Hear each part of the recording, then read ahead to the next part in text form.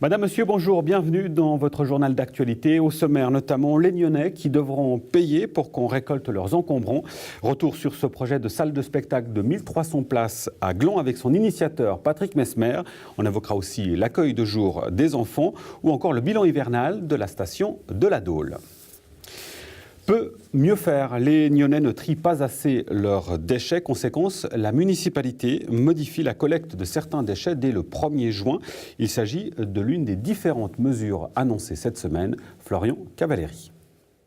Un pourcentage de 60% de recyclage nous a été fixé par le canton. Aujourd'hui, depuis l'introduction de la taxe au sac, donc en 2013, nous sommes passés de 39 à 50%, mais nous stagnons actuellement et nous aimerions pouvoir gagner ces 10% supplémentaires.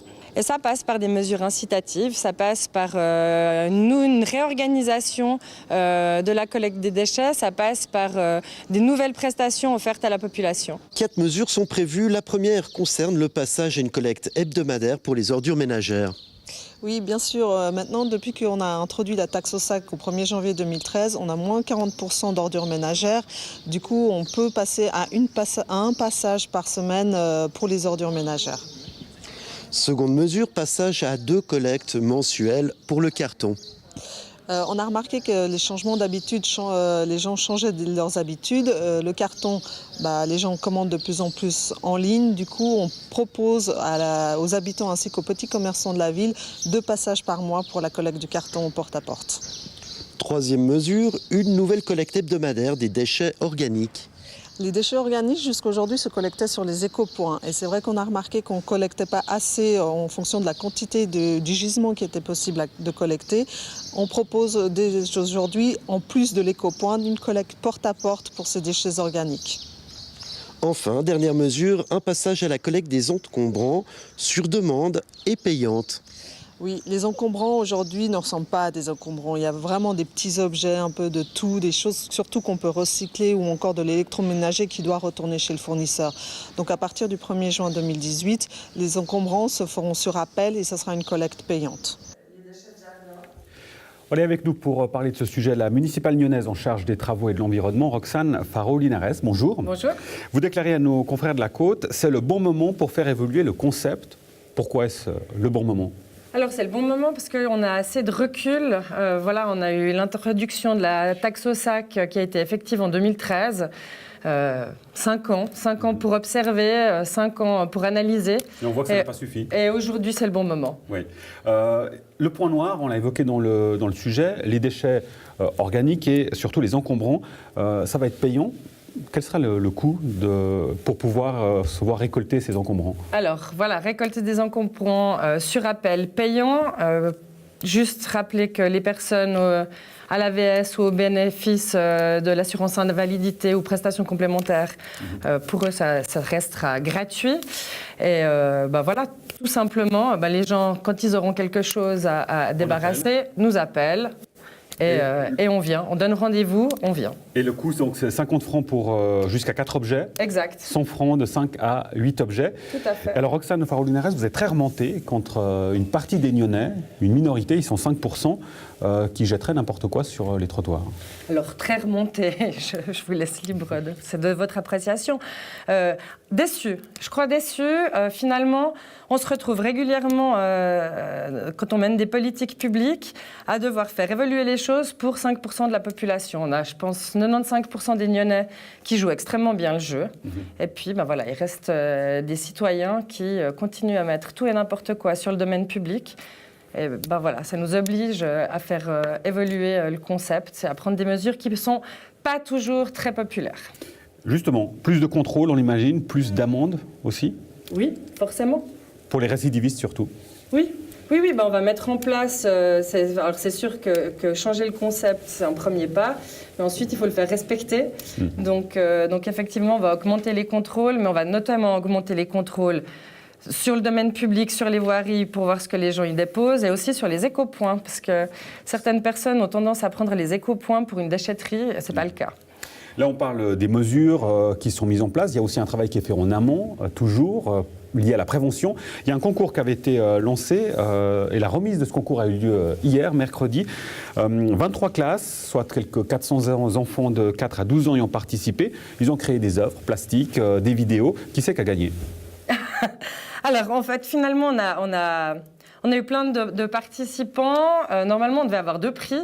Et puis, il y a pas mal de classes qui ont fait de la vidéo. Donc, on s'est dit que c'était un peu difficile de comparer des vidéos et des arts plastiques. Donc, finalement, on a décerné 4 prix.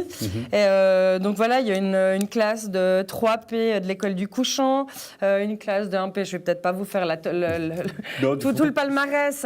Mais en tout cas, voilà, ils ont été ultra créatifs.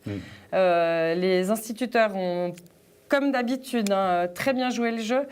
Moi, je suis assez partisane d'avoir des partenariats avec les écoles pour des questions de prévention. On l'avait aussi fait avec Police Nyon Région pour toute la campagne de prévention qu'on mène à la rentrée scolaire. On avait déjà travaillé avec les écoles.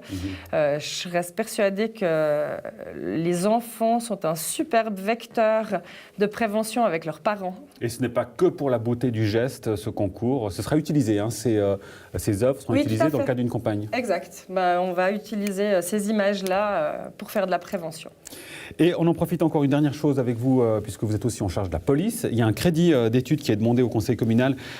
C'est plus d'1 million de francs pour un nouvel hôtel de police à Champ-Colin. Qu'est-ce que concrètement ça va changer pour les policiers et accessoirement pour les pompiers aussi, puisque l'idée c'est de les réunir? Oui.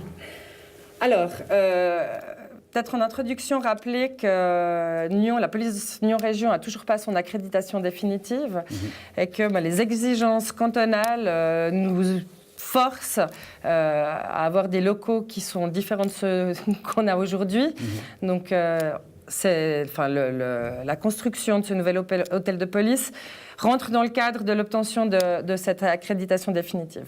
Ensuite, aujourd'hui, on est situé à la place du Château à Nyon.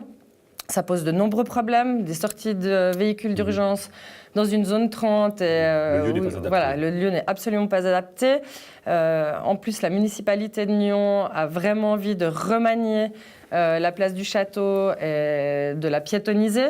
Donc voilà, on sait qu'en 2021, si tout se passe bien, cet hôtel de police à Champ-Colin sera terminé. Ça permettra de mener d'autres projets sur la place du Château. Et effectivement, on avait la volonté de créer un pôle sécuritaire. Voilà, forcément, policiers et pompiers travaillent très régulièrement ensemble, interviennent ensemble. Donc, il y a plein de... Il y a plein de raisons qui nous ont poussés à aller dans cette voie-là. Roxane Faro-Linares, merci beaucoup. Merci à vous. À bientôt. On reste à Nyon avec la prochaine séance du conseil communal qui se tiendra lundi. Il y sera notamment question de l'aménagement des rives. Le point sur le programme avec Florian Cavalieri. C'est un concept qui fait partie du programme de législature de la municipalité. L'idée, c'est d'avoir une réflexion globale des rives du lac, depuis Colovray jusqu'à l'embouchure de l'As, mais pas par un plan directeur qui est un outil contraignant, mais par un concept qui a déjà été travaillé partiellement sur l'idée dans le cadre d'ateliers participatifs avec les différents acteurs sportifs, économiques des bords du lac. Et puis là, on demande un montant pour aller plus en avant dans le cadre d'un mandat d'études parallèle avec des études un petit peu plus poussées pour élaborer vraiment ce concept qui sera en fait un fil rouge de travail pour le futur pour la municipalité. Mais concrètement, quelle est l'idée de ce plan d'aménagement des rives ? Alors, c'est d'avoir une vision globale de l'ensemble des rives nyonnaises, puisqu'on a plusieurs secteurs différents. On a un secteur sportif vers Colovray, on a un espace de détente un peu plus vert dans la région du parc du conservatoire. Et puis après, on a une partie plus urbaine, enfin, on a une partie sportive avec le port, après un peu urbaine devant la vieille ville. Rive, et puis ensuite l'espace de détente de Rive-Est avec la vision d'un parking, mais à plus long terme, parking souterrain enterré. L'un des changements spectaculaires, ce sera la réaffectation du débarcadère de la CGN qui sera changé. Oui, il y avait une réflexion avec le port en lui-même. Est-ce qu'on déplaçait le port en étant très ambitieux ou est-ce qu'on conservait le port dans la situation actuelle? Les ateliers sont arrivés à un résultat qu'on conservait le port dans son milieu actuel. Et puis le débarcadère, alors l'idée c'était de le rapprocher en fait des infrastructures nautiques et puis du musée du Léman avec un nouveau débarcadère, puisque la CGN avait cette volonté aussi de modifier cet emplacement. Donc la réflexion s'est faite dans le même cadre de ce concept des rives du lac. Nyon rêvait d'un chemin piétonnier le long des rives du lac et ce serait possible. Oui, alors juridiquement, on arrive au bout de la démarche, ça sera possible. Il y a encore quelques éléments à mettre en place pour cette possibilité. Et après, il faudra la réalisation, mais on voit qu'il y a quand même quelques encoubles, on parle du Boiran et autres, qu'on devra mettre en place avec des priorités. Vous demandez un crédit d'à peu près 900 000 francs pour le lancement de cette procédure de mandat d'études parallèle. Quel sera l'échéancier ? Alors on va pouvoir démarrer à la rentrée si le conseil communal nous octroie ces crédits avec plusieurs parties puisqu'il y a le mandat d'études parallèle global en lui-même. Il y aura les démarches participatives avec les associations, sociétés sportives, les riverains, les commerçants, etc. Et puis il y a une partie après plus concrète pour les projets qui seront identifiés dans ce cadre-là pour lancer des études plus précises pour des demandes complémentaires au conseil communal. Politique moyen terme. Nous vous en parlions le mois dernier. Le conseil communal de Gland doit se prononcer sur un droit de superficie à accorder ou pas pour la création d'une nouvelle salle de spectacle de 1300 places. Avant de recevoir l'initiateur de ce projet, nous vous proposons une rediffusion des réactions recueillies par Florian Cavalleri au conseil communal. Le concept de votre projet, c'est lequel ? C'est la création d'une salle de spectacle de grande envergure, 1300 spectateurs. Gland pourrait profiter de ce statut extraordinaire sur le plan géographique, de se trouver exactement à mi-chemin entre Genève et Lausanne et de créer une salle de spectacle pour que les gens viennent ici. Et c'est une option magnifique pour que Gland puisse saisir cette opportunité et augmenter son service et son image sur le plan culturel. Vous voyez plutôt d'un bon œil la construction d'une telle salle de concert à Gland ? Écoutez, oui, je pense qu'effectivement c'est un projet intéressant et je pense que c'est un projet qu'il faut étudier. Et je pense que globalement, ce sont des choses intéressantes dans le développement de Gland, permettre une position un peu plus importante de la ville de Gland dans la région. Je ne sais pas si c'est déjà un projet qui est absolument génial, mais je pense qu'il faut l'étudier, il faut regarder ce qu'il en est, il faut lui donner une chance et ça permettra peut-être d'accoucher avec un projet pour la région, pour l'environnement et culturel de Gland. Sortir Gland de son cité dortoir et de ses petits projets. L'argent du contribuable doit être utilisé à des infrastructures qui seront utilisées majoritairement par des Glandois. C'est pour ça que nous payons des impôts et que faire une infrastructure qui apportera beaucoup de nuisances, de trafic entre autres, de nuisances sonores financées par l'impôt des Glandois, ils payent, ils ont les nuisances. J'ai un petit peu de peine à cautionner ce genre de choses. Vous avez demandé à ce que le conseiller Mesmer soit récusé sur ce dossier. Expliquez-nous pourquoi. Oui, alors il y a un article déjà dans la loi sur les communes qui a été repris de notre règlement communal qui prévoit la récusation de l'un de ses membres s'il a un intérêt personnel ou financier dans un domaine. Donc très clairement, dans ce dossier, M. Mesmer a annoncé qu'il serait président de cette fondation de ce nouveau théâtre. Donc je trouve qu'il y a un conflit d'intérêts. Alors vous avez demandé le renvoi en commission pour une entrée en matière. Expliquez-nous. Alors effectivement, notre règlement prévoit cette possibilité de renvoyer la proposition à l'examen d'une commission chargée de préaviser sur la prise en considération et le renvoi à la municipalité si un cinquième des membres le demande. On demande la nomination de la commission à ce conseil. Cette demande est enregistrée par le bureau qui va la mettre à l'ordre du jour du prochain conseil. Le conseil a demandé que vous vous récusiez, c'est-à-dire que vous ne participiez pas au débat, aux discussions. Ça va être difficile pour vous? Non, moi ça ne me pose aucun problème. Moi ce que je veux c'est espérer que cette salle existe, qu'elle dure, qu'elle perdure. C'est vrai techniquement ce projet pose quelques questions, notamment au niveau du droit de superficie. Et, techniquement ça rend la chose un petit peu complexe. Ça ne me dérange pas. La seule chose c'est que ça retarde un petit peu au niveau du calendrier, mais rien de grave et rien d'important. Donc pour vous, finalement, c'est une séance positive et ce projet va de l'avant. Absolument, pour moi, il est né, il existe, il a le mérite d'exister, et à partir de là, on va pouvoir en parler. Et pour moi, c'est le plus important ce soir. Voilà donc pour ce condensé des différentes positions. Avec nous, Patrick Mesmer. Bonjour. Bonjour. Vous êtes donc, on l'a compris, l'initiateur de ce projet, président aussi de l'association Evento. Vous êtes un organisateur bien connu de spectacles. On voit que les positions sont assez claires, tranchées d'une partie, et de l'autre, des gens se tâtent. Certains pourraient dire que vous avez la folie des grandeurs. Oh. Je ne sais pas si cette remarque est légitime. Je pense qu'effectivement, il y a quelques peurs. La peur déjà au niveau culturel, peur que ça déborde sur certaines activités. Ça n'a absolument rien à voir. Je salue d'abord le travail qui est fait au niveau culturel sur le territoire de la commune de Gland et ailleurs. Elle est nécessaire, elle est utile pour les sociétés locales, pour les différentes activités, mais pour les enfants. Pardonnez-moi, en question est juste à côté du théâtre de Grandchamp. Ça ne va pas concurrencer le théâtre? Non, absolument pas. Justement, c'est quelque chose de totalement différent. C'est un complément.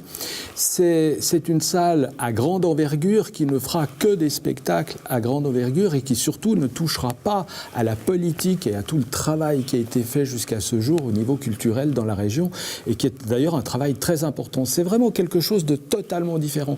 Je conçois que qu'il est nécessaire de communiquer et d'expliquer justement cette différence, que c'est un complément et c'est ça la différence qui est très importante. Alors qu'on comprenne bien, par exemple, quel type de spectacle est-ce qu'on pourrait voir qui ne concurrencerait pas justement le théâtre à côté?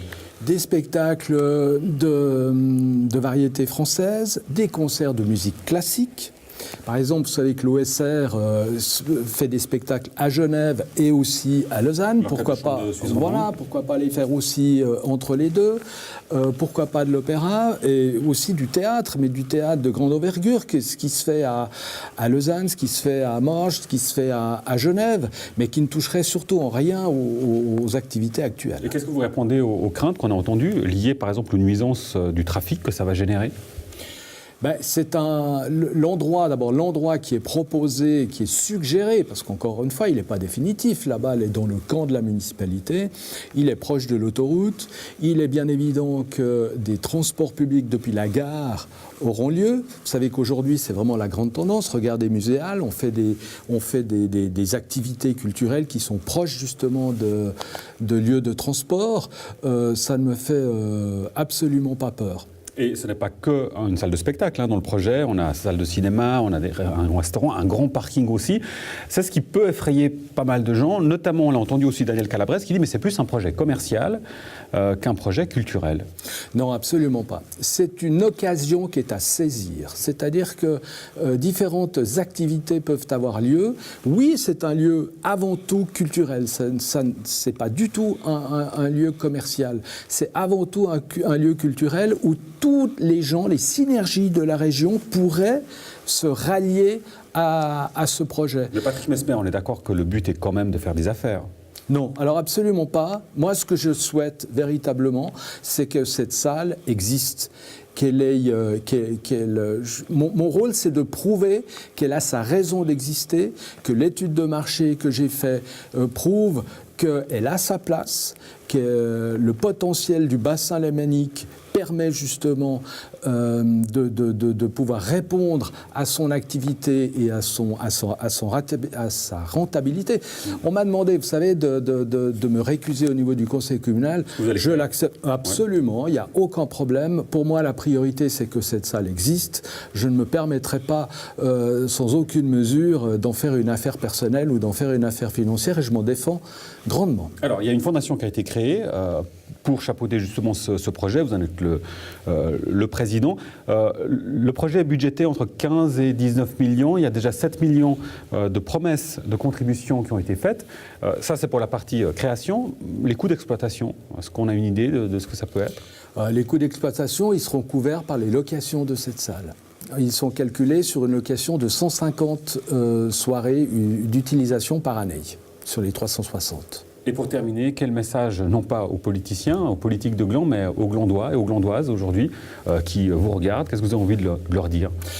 De saisir la balle au bond, de saisir le projet. C'est maintenant ou jamais? il y a un bateau qui passe, il faut savoir le saisir. Vous savez, il y a 25 ans, il y a eu exactement la même chose à Lausanne. Il y avait Pierre Arnold, ancien directeur de la Migros, paix à son âme, qui avait proposé à la ville de Lausanne d'offrir un zénith, d'offrir une salle de spectacle. Les écologistes ont fait référendum, le peuple l'a refusé. Aujourd'hui, qu'est-ce qui se passe? Théâtre de Beaulieu, 25 ans après, 75 millions de rénovations. Je ne vous parle pas de la gestion du lieu. Donc voilà, nous, on a la possibilité de saisir une balle au bond. C'est le moment. Et communiquons, informons, et je pense qu'on a toutes les bonnes chances d'y arriver. En tout cas, je suis optimiste. Patrick Messmer, merci. À bientôt. Merci beaucoup.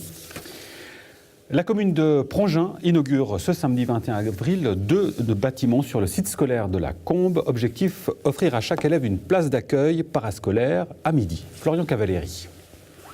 Nous inaugurons 2 bâtiments, l'un dédié aux activités parascolaires, l'autre périscolaire, qui a été mis sur pied par le bureau d'architecture Étienne et Associés. Ce sont des locaux extrêmement fonctionnels, lumineux et qui permettront un accueil de qualité pour nos élèves pranginois. La volonté de la municipalité, lorsqu'elle a mis sur pied ces infrastructures, était véritablement de répondre au souhait de sa population d'accueillir l'ensemble des élèves de 8 à 12 ans durant la pause de midi. Et ce, avec un accueil de qualité qui permet à tous les enfants de participer au repas de midi et aux bénéfices d'intégration et de socialisation que représentent ces repas. Les parents payent un prix unique, ce sera 10 francs pour chaque enfant.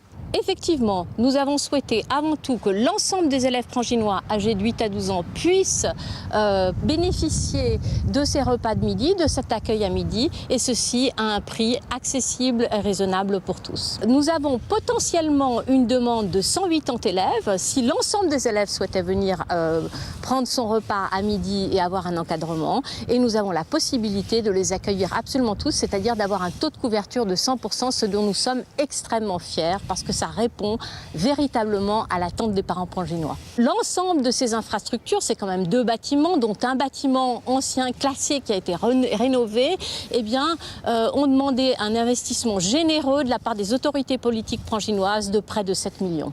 Nous nous trouvons dans la salle d'animation. Une fois que les enfants ont terminé leur repas au restaurant scolaire, ils descendent ici. Ils ont la possibilité de se détendre, de se reposer, de lire. Il y a des jeux de société, il y a des jeux aussi un petit peu plus dynamiques. Il y a également la possibilité de faire des activités manuelles. Ceux qui ont besoin de se dépenser un peu plus peuvent sortir, toujours bien entendu encadrés. Il y a, quel que soit l'espace où ils sont, il y a toujours un ou une surveillante qui est là. Ils peuvent de temps en temps aller également dans une salle de sport. Il y a la bibliothèque que nous avons visitée, où ils peuvent travailler, emprunter des livres. Donc vous voyez que l'offre vraiment est très variée. C'est ce que nous avons voulu, leur donner vraiment le choix et en même temps qu'ils se sentent protégés et entourés. Et la municipalité a prévu plus large que ses besoins actuels, puisque 3 classes sont aussi construites au-dessus du restaurant scolaire. À quoi vont-elles servir ? En attendant le jour où la population aura augmenté, où il faudra occuper ces classes pour l'usage où elles étaient prévues, eh bien, nous attendons des projets, des pranginois. Nous en avons d'ailleurs déjà reçu, nous les étudions. Une de ces salles d'ailleurs est déjà attribuée à des jeunes étudiants pranginois qui veulent avoir un espace dans le village pour pouvoir étudier et préparer leurs examens. Nous étudions d'autres projets. L'idée vraiment est de trouver des activités qui puissent réunir un maximum de gens à travers les générations et les cultures. Et avec nous, on a le plaisir d'accueillir Dominique Ella-Christin. Bonjour. Bonjour. On a pu vous voir dans ce sujet municipal de Prangin en charge de l'urbanisme et de l'environnement. Vous dites qu'il est important d'avoir, et c'est le cas, c'est ce que vous nous dites pour ce projet et ces bâtiments, l'importance d'avoir un accueil de qualité pour tous. Ça signifie quoi concrètement ? Alors pour la commune de Prangin, pour la municipalité de Prangin, il s'agissait avant tout de s'assurer que cet accueil de jour permette à tous les enfants pranginois âgés de 8 à 12 ans de pouvoir participer au repas de midi. Quels que soient les revenus des parents. Tout à fait. Ça voulait dire donc par rapport à l'accueil, s'assurer que nous ayons suffisamment de place pour que l'ensemble des élèves puissent être inscrits à la pause de midi, bénéficier de cet encadrement et de ce repas de qualité, sans avoir à passer par des listes d'attente ou des critères d'attribution, les 2 parents doivent travailler ou autre. Et puis, parce que nous estimions que tous les enfants devaient pouvoir accéder aux bénéfices de socialisation et puis d'intégration que représentent véritablement les repas de midi. Alors effectivement, nous avons choisi, et d'ailleurs c'est de longue date cette politique, un tarif unique. Ce tarif unique de 10 francs couvre l'encadrement et le repas. Et puis, évidemment, en cas de besoin, une aide financière est accordée par la commune. C'est une politique que nous avons mise sur place qui fonctionne. Alors vous êtes aussi député au Grand Conseil vaudois et à ce sujet de l'accueil de jour, justement, vous avez déposé une interpellation au Grand Conseil concernant la journée continue. On rappellera que c'est une obligation pour toutes les communes d'offrir cette journée continue. Et vous fustigez un accueil parascolaire, je vous cite, à 2 vitesses durant la pause de midi. Quelles sont ces 2 vitesses ? Alors, actuellement, et c'est très bien, les communes organisent cet accueil de midi de qualité à la pause, et puis elles ont la possibilité de le faire en s'appuyant sur 2 types de structures, soit des restaurants scolaires, soit en intégrant cet accueil de midi dans le cadre d'un accueil de jour qui accueille également le matin avant l'école, après l'école. Et là, il y a une subvention. Alors, dans le deuxième cas, il y a une subvention. Dans le premier cas, il n'y a pas de subvention. Et ce que vous souhaiteriez, c'est qu'il y ait une subvention aussi dans le premier cas ? Alors, absolument. Les questions que je pose au gouvernement sont de 2. Il y a 2 aspects. La première, c'est est-il possible d'envisager que ces restaurants scolaires qui contribuent véritablement à apporter des places d'accueil à midi et qui contribuent à la politique publique finalement d'accueil de jour à midi, puissent également bénéficier d'une aide, quelle qu'en soit la forme, de la part du gouvernement. Et puis, deuxième élément, est-ce que la politique d'incitation actuelle qui pousse les structures qui fonctionnent bien de restaurants scolaires à passer à une intégration au sein d'un réseau d'accueil pour bénéficier de ces subventions, est-ce que c'est vraiment la bonne politique dès lors que lorsqu'on fait partie d'un réseau d'accueil, on doit appliquer une tarification en fonction des revenus des parents et pour un repas de midi au sein de l'école, la question que je pose, c'est est-ce que c'est la meilleure politique ? Est-ce que c'est cohérent avec une école à journée continue où on va avoir des horaires continus qui vont sans doute un jour obliger les enfants à rester à midi et puis qui est une politique qui devrait être ouverte à tous, quel que soit le revenu des parents. Il ne faudrait pas qu'il y ait finalement des parents estimant que les revenus, enfin c'est trop cher de laisser les enfants manger au repas de midi, qui finissent par s'organiser entre eux. Il y a des réseaux où actuellement on paye jusqu'à 26 francs le repas de midi, l'accueil au repas de midi par enfant. Voilà, affaire à suivre donc au Grand Conseil. On le fera d'ailleurs concernant cette interpellation. Une chose vous concernant aussi, et ce sera le dernier élément concernant le Conseil régional. Vous annonciez le mois dernier votre départ du comité directeur. Vous évoquez un cumul des mandats. On a vu que vous étiez municipal, député aussi, et en plus donc à la direction du Conseil régional. Mais ce n'est pas à cause de la charge de travail, c'est à cause de ces doubles casquettes. Et vous évoquez une situation délicate. Absolument. Alors, je précise qu'il s'agit de situations délicates avec 2 casquettes aux exécutifs, c'est-à-dire d'être à la fois à l'exécutif de ma commune et à l'exécutif régional.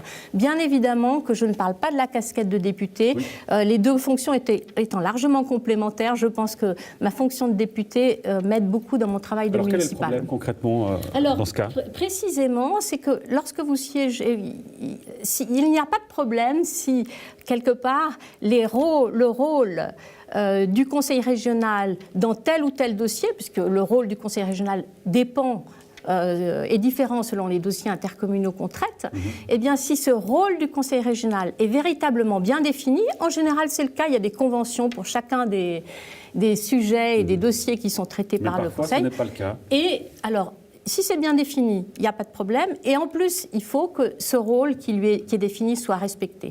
Si ça n'est pas le cas, s'il est soit mal défini, soit non respecté, ça peut poser des problèmes et mettre une personne qui est à l'exécutif communal dans une situation difficile parce qu'il s'agit d'un côté, quand on siège au CODIR, de défendre vis-à-vis de l'extérieur l'image du conseil régional et ses actions, et d'un autre côté, eh bien, lorsqu'on est à l'exécutif communal, de défendre aussi les positions de l'exécutif communal. Alors, pardonnez-moi, mais plutôt que de démissionner, est-ce que ce n'aurait pas été de votre responsabilité de mettre au clair ces éléments-là pour éviter justement cette situation ? C'est-à-dire que ces éléments ont été mis au clair dans différentes situations où nous avons eu où il y a eu ce type de problème. On l'a évoqué par courrier municipal au conseil régional. Et puis, si vous voulez, après, on est de toute façon dans une position délicate parce que je ne peux pas l'évoquer dans le cadre de discussions et de séances où j'ai ma casquette de municipale et où je veux défendre finalement la position municipale. Mais je rappelle une chose, c'est que tout le monde tire à la même corde dans ces dossiers intercommunaux. Le bien commun, il est visé aussi bien par le conseil régional que par les communes qui participent à ces projets. Donc il s'agit, c'est des choses qui sont à régler à la marge. Et certains vous diraient que ce sont les joies de la politique de milice finalement. Voilà. Exactement. Merci beaucoup, Dominique et la Christin. Merci. Après 6 mois de travaux, le bassin des Loutres a enfin ouvert aux eaux de la Garenne. Une première femelle y a été introduite avant l'arrivée prochaine d'un compagnon. Grand ami des animaux, Florian Cavalleri est allé à sa rencontre. C'est un hôte très symbolique, c'est la loutre d'Europe, donc les gens aiment bien cet animal, mais nous on l'accueille surtout parce que c'est un animal qui est en train de revenir en Suisse.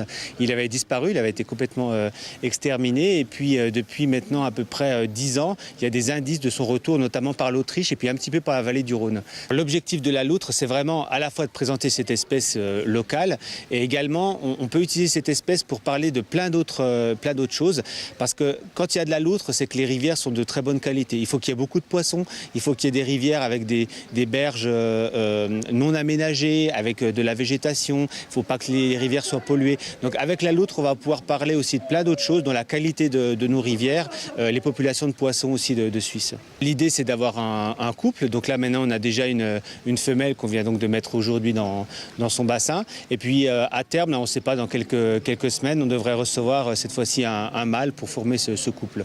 L'objectif, c'est pas de faire de la reproduction pour de la réintroduction.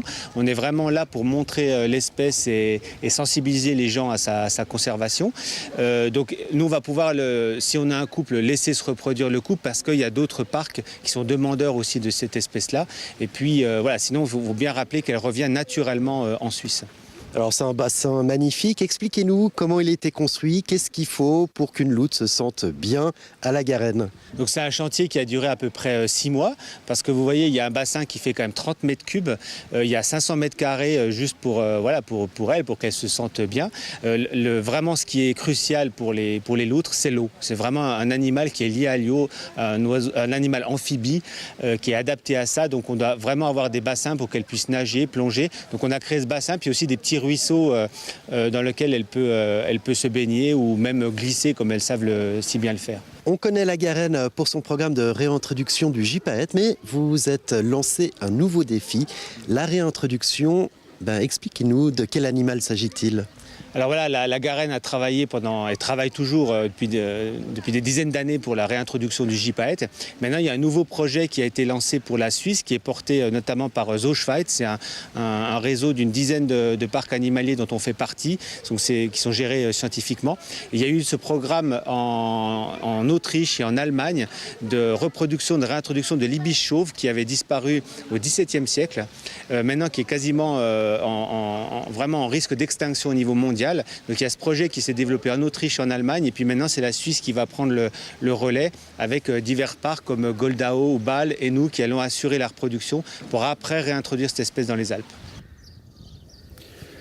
N'en déplaise à cette météo estivale, je vous propose un retour sur la dernière saison hivernale, une saison en demi-teinte pour la station de la Dôle, dont la gestion, je vous le rappelle, du domaine a été reprise par la société Sogestar il y a 2 ans. Jean-Sébastien Lacroix, bonjour. Bonjour. Vous êtes le PDG de Sogestar. Alors, en demi-teinte, parce que la fréquentation est inférieure à la moyenne des 5 dernières années, on parle de près de moins de 10%, malgré un hiver qui a été plutôt lent avec un bon enneigement. Comment est-ce que vous l'expliquez ? Il faudra qu'on fasse des analyses complémentaires, mais un premier avis, c'est de dire peut-être que les clientèles ont un peu changé de pratique, puisque sur la même période, on enregistre, nous, côté français, sur le même massif, mais côté français, une augmentation de 18% par rapport aux 5 dernières années. Oui. Avec beaucoup de fréquentation d'ailleurs de la clientèle suisse sur les parkings du Balancier et des Jouvencel, donc peut-être un report de fréquentation. Donc les clients suisses ont plutôt tendance à aller de l'autre côté du massif pour des questions de prix ? Pour des questions de prix pour l'instant, effectivement, et puis pour des questions de service, certainement, puisque pour l'instant, au Pied de la Dôle, il y a très peu de services, alors que les parkings français... Parce que le contraste, il est impressionnant. Hein. Le domaine voisin des Tuffes, c'est plus 18% sur les 5 dernières années. En moyenne, on voit effectivement que le contraste est important. Il y a forcément quelque chose qui ne joue pas très bien du côté de la Dôle. Qu'est-ce que seraient ces éléments ? Je cite peut-être des aspects liés qui ont été donnés par l'Office du tourisme. Il cite le fait que la Dôle est moins protégée du vent, qu'il y a un climat plus rude, qu'il y a beaucoup eu de jours de nuages et qu'il n'y a pas de panorama. Qu'est-ce que vous répondez à l'Office du tourisme ? Brouillard, on a peu de panorama. Après, effectivement, c'est vrai que sur la Dôle, dès qu'on a un peu de vent, c'est vite tempétueux et avec des obligations de fermeture du principal télésiège, en fait. Alors que côté français, c'est vrai qu'on a des pistes qui sont plus dans la forêt, donc des télésièges qui sont mieux protégés. Et on n'est pas obligé de fermer les télésièges même quand on a un peu de vent. Donc c'est vrai que ça rapporte un peu la clientèle du coup qui ne peut pas skier à ces moments-là sur la Dôle, sur la partie française en fait. Du coup, aujourd'hui, l'objectif, c'est de pouvoir réorienter le marketing auprès de la clientèle suisse. Jusqu'à maintenant, on ne se permettait pas d'aller trop marketer sur la partie suisse, puisqu'on avait Télédôle qui était présente donc, sur le territoire suisse. Maintenant qu'on a repris en fait, l'exploitation de la Dôle, on a toute liberté justement d'aller faire des opérations de promotion sur la Dôle du côté suisse également, sachant qu'on a un service marketing qui est très développé, nous, à la Sogestar. Et il y a également des investissements importants qui sont annoncés. Alors, on va rappeler que Télédôle est en main du conseiller régional et propriétaire de remontées qu'elle vous loue. Il y a un nouveau télésiège qui va être installé entre la Dôle et les Tuffes, qui sera financé par Sogestar. Puis ensuite, ce sera un nouveau parking, un nouveau bâtiment d'accueil, financé cette fois-ci par le conseil régional. Il y a finalement, on le comprend par ces investissements, un certain optimisme sur le moyen terme. C'est sûr qu'en termes d'offres pour la clientèle, c'est vrai que ça va un peu révolutionner, je dirais, nos domaines skiables, puisque du coup, on va avoir un domaine qui va être relié et donc du coup beaucoup plus pratique et une offre qui sera bien améliorée. Sachant que le forfait final de ce domaine réunifié sera inférieur au coût actuel du franco-suisse. Donc on sera du coup très compétitif également au niveau du prix, bien sûr. Et la réflexion, j'imagine, à plus long terme, comme toutes les stations de basse et moyenne altitude, c'est de pouvoir diversifier son offre, aussi apporter des éléments peut-être pour la saison estivale. Quelle est la réflexion de votre côté sur cette diversification de l'offre ? En termes de diversification, c'est vrai que nous sur la station des Rousses et également la Sogestar, ça fait déjà quelques années qu'on investit sur d'autres produits. On a investi sur notamment un Commando Game qui est un parcours aventure autour du Fort des Rousses. On a pas mal de mesures sur la station, on a pas mal d'événements culturels aussi qui viennent se greffer maintenant et pendant la saison d'hiver et hors saison d'hiver, avec beaucoup également de manifestations sportives d'envergure. Donc ça fait déjà quelques années qu'on a pris le pari de la diversification. Et c'est grâce au ski alpin et au résultat du ski alpin qu'on arrive à diversifier sur d'autres activités. Oui, forcément. Et puis on signalera pour terminer aussi que le domaine va accueillir les Jeux Olympiques de la jeunesse en 2020, combiné nordique, biathlon et le saut à ski. C'est ça, exactement. Donc toute cette partie-là sera faite au stade des Tuffes, sur la station des Rousses, et puis on se prépare déjà à cet événement. On a des événements en test pour se préparer. Et on a eu les championnats de France, notamment de ski nordique en cette fin de saison, pour pouvoir se calibrer pour cet événement, effectivement. Merci beaucoup, Jean-Sébastien Lacroix. Au revoir. Merci à vous. 2 ans après son ouverture, la Pépisserie, une épicerie gratuite et solidaire, sera inaugurée ce samedi 21 avril à Gland, assise à la rue de la Gare. Elle a pour objectif de distribuer des denrées invendues, mais encore consommables. Alors justement, en vue de l'inauguration de ce samedi, et pour revenir sur cette Pépisserie sur les 2 dernières années, on a le plaisir d'accueillir la cofondatrice de la Pépisserie, Coquelicot de Perrault. Bonjour à vous. Bonjour. et bienvenue sur le plateau de NRTV. Alors on va peut-être rappeler le principe de la pépisserie en deux mots. Justement, c'est en fait la pépinière qui est le bâtiment principal et la pépisserie est juste un projet au sein de ce bâtiment. Et c'est ça qui sera inauguré voilà, samedi. Ça. Mais la pépinière était ouverte il y a 2 ans et la pépisserie, c'est seulement dès samedi que ce sera vraiment ouvert. Et là, ça a déjà commencé mardi, je crois. Voilà, officiellement, on a commencé mardi.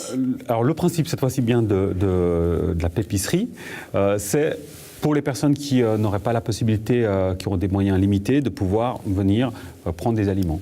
Voilà, c'est ça. Donc, en fait, l'idée de ce projet, c'est déjà de limiter le gaspillage alimentaire parce qu'on sait que beaucoup d'aliments sont jetés, en fait, dans les grandes surfaces et qui peuvent encore tout à fait se consommer. Donc notre projet avec Maurizio Margaron, avec qui on a construit le projet, on a décidé d'aller en fait demander aux grandes surfaces de pouvoir récupérer et de mettre à disposition.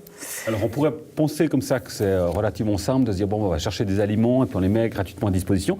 C'est beaucoup plus compliqué, il y a des normes très strictes à respecter. Voilà, effectivement. Donc quand on a proposé le projet à la commune de Gland, à la pépinière, c'était... on est parti assez naïf dans ce projet, puis on s'est très vite rendu compte que pour pouvoir l'ouvrir comme ça officiellement à la population, on devait respecter les normes alimentaires. Et du coup, ça a été un peu le parcours du combattant jusque-là maintenant pour pouvoir enfin ouvrir en self-service à la population dans les normes d'hygiène suisses. Des aliments gratuits. Alors d'où viennent justement ces aliments ? Alors on ne peut pas forcément vous donner tous nos fournisseurs parce que certains veulent rester anonymes, mais on a par exemple Bio C'est Bon qui nous fournissent, c'est super. Et puis on a d'autres, en fait un autre accord qui est un peu différent que de la récupération, qui est avec Table Suisse, qui eux viennent en fait nous livrer comme point de distribution. Voilà, on vient de commencer, donc après on est aussi évidemment ouvert à d'autres collaborations avec d'autres fournisseurs. Voilà, on verra comment évolue le projet. Voilà, inauguration de la pépisserie, c'est donc ce samedi à Gland à 13h, dès 13h30 à la rue de la Gare 13. Et puis effectivement, j'ai dit une bêtise, la pépinière, elle, existe depuis 2 ans. Pour vous, la pépinière, je vous cite, c'est la maison du bonheur. Oui. C'est-à-dire c'est-à-dire que c'est donc un lieu qui a été en fait mis à disposition par le service de la culture et de la jeunesse de Gland pour pouvoir en fait proposer à des porteurs de projets de venir y présenter un projet qui s'adresse à la population de durée déterminée. Et du coup, ça fait un beau mélange de toutes sortes de personnalités et de toutes sortes de projets qui s'adressent en fait à... Enfin, je pense que tout le monde peut y trouver son compte. Alors, certains projets, on peut les citer. Par exemple, il y a le Parlement des jeunes qui a pris ses locaux, ses bureaux et ses quartiers dans cet endroit-là. Il y a aussi Active Action qui est dans vos locaux. Qu'est-ce que c'est qu'Active Action, par exemple ? Alors, Active Action, c'est un lieu en fait où les jeunes peuvent venir. Il y a certains horaires. Dans la pépinière, il y a aussi des travailleurs sociaux qui sont là et ils peuvent en fait venir demander de l'aide pour pouvoir, dans leur parcours professionnel ou voilà, pour faire peut-être un CV, quelque chose comme ça. En tout cas, voilà, c'est une porte ouverte pour pouvoir épauler des jeunes en difficulté. Il y a encore de nombreux ateliers qui sont prévus, des cours aussi, artistiques. La liste est longue, mais on va peut-être rappeler aussi le message que vous souhaitez faire passer, c'est-à-dire n'hésitez pas à passer. Voilà, c'est ça. C'est que depuis 2 ans, en fait, ce qu'on peut dire, c'est que ça s'est vraiment bien ancré, développé. La famille s'est agrandie, on peut dire ça comme ça. Et puis, je pense que, voilà, vraiment, chacun peut y trouver son compte. Le meilleur jour pour passer, c'est le mercredi, parce que c'est vraiment le jour qui est... Il y a du monde. Voilà, il y a du monde, c'est ouvert. Mais de plus en plus de projets sont en train de se développer, et puis ça s'ouvre de plus en plus. Coquelicot de Perrault. Merci beaucoup. Bonne continuation. Et puis, on le rappelle, cette inauguration de la pépisserie, c'est ce samedi dès 13h30. Voilà, on arrive à la fin de cette édition. Merci pour votre attention et votre fidélité. On se retrouve la semaine prochaine pour une nouvelle émission. À tout bientôt.